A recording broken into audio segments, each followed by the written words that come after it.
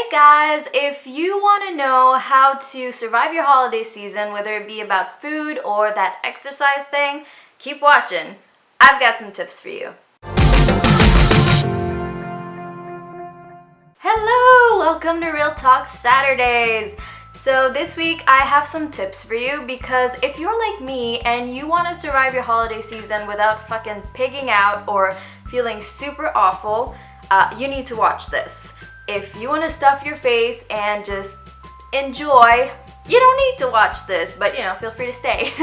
This week I want to give you some tips, whether it be about food or exercise, to be able to be okay with yourself. If you're on a fitness journey, weight loss journey, you don't want to be overeating and then feeling guilty and then wanting to exercise to make up for it and all that shit. You don't want to go into that world and into that vicious cycle. So I have some tips for you to make it easier on yourself and to have a good time because it's the fucking holidays. Have fun. So my first tip is you should try and use a smaller plate. I know that's not always possible, especially if you're not the one hosting. If you're hosting, you could offer some different plate sizes. Paper plates do wonders for this. You can buy them really cheap and you can just get rid of them when you're done.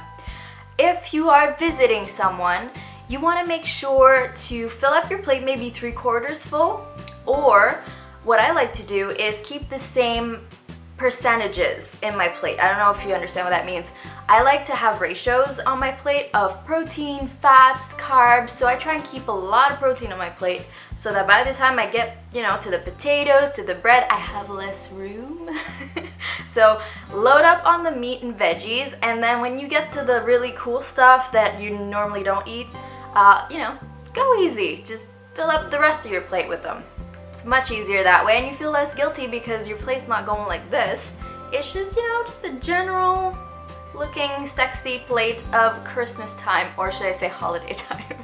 Exercise-wise, I know a lot of gyms are closed during the holidays, and that kind of sucks for everybody who likes to just, go and spend some time there and have a peace of mind before going to visit family and stuffing their face. So if your gym is closed, you don't have to sit around. If you're visiting family, let's say, offer your chair to someone. Let's say grandma's been on her feet all day cooking for you. You may want to offer her your chair. I'm sure she'll appreciate it, and then you get to stand and burn a few calories. It's a win-win. And generally, just getting up and walking around will probably stop you from feeling super sleepy from that sleepy turkey you might be having. And if you're having some giggling turkey, well, that's a workout for your abs, my friend. Another thing you can do is go and play with the kids. If you don't have kids, borrow some. If you don't like kids, just take the dog for a walk. I don't know, take a cat for a walk. It's even funnier. Basically, you just want to keep moving. I don't care what you do. You want to play Twister with your cousins? Go for it. Don't just sit there. My third tip is, and let's get real here for a minute, you do not need another piece of pie. You may want it, but you don't need it. So during the holidays, I like to practice a little bit of honesty with myself, and this is hard, like nobody wants to do this, but you have to have that conversation with yourself and maybe even some mental preparation in advance to say, hey, one piece is enough.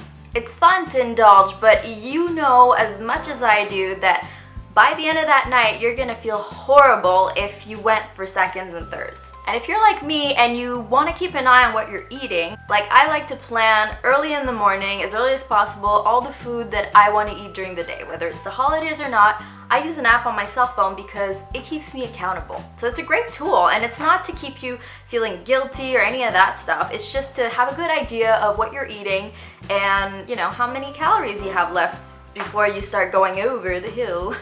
I also have this fitness tracker so that if I start walking around, at least I know how many steps I'm making, I know how much time I spent standing. It's great to have a really honest picture of what you're doing, what you're up to, and if you've been sitting around too much, this thing is gonna buzz and tell me that, get up off your ass, girl. My fourth tip is you should really try and plan some non-food related activities. I know it's kind of hard during the holidays because everybody has this tradition around food, and that's totally great. I totally celebrate it. But sometimes, aren't we a little bit over food? Like sometimes I'll go to my grandma's and she has all these chocolates and jujubes and all these fun things to eat laid out before dinner. And then we have dinner, which is a whole feast in and of itself. and then we have dessert.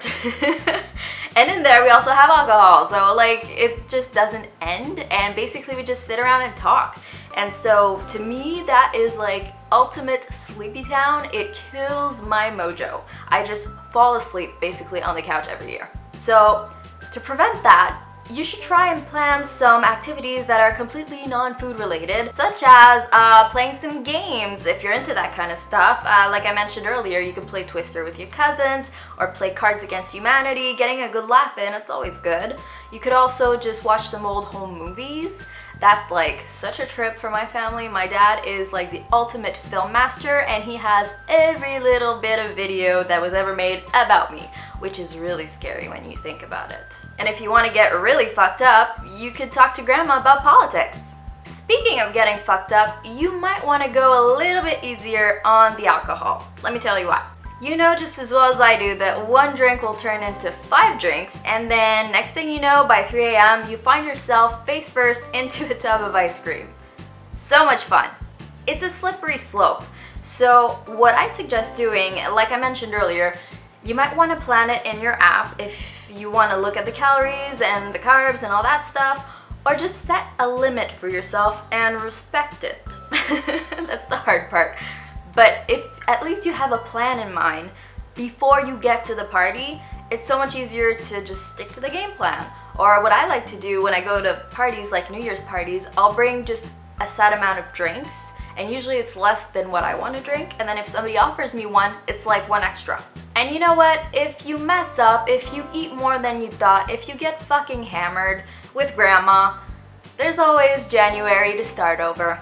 So that's all I got for you guys today. I hope you enjoyed it, and I hope these tips are helpful for you.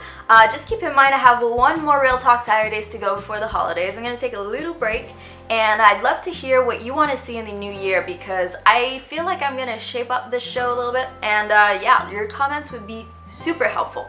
So have a lovely weekend, and I'll see you next time. Bye guys! Oh, this you crazy mother...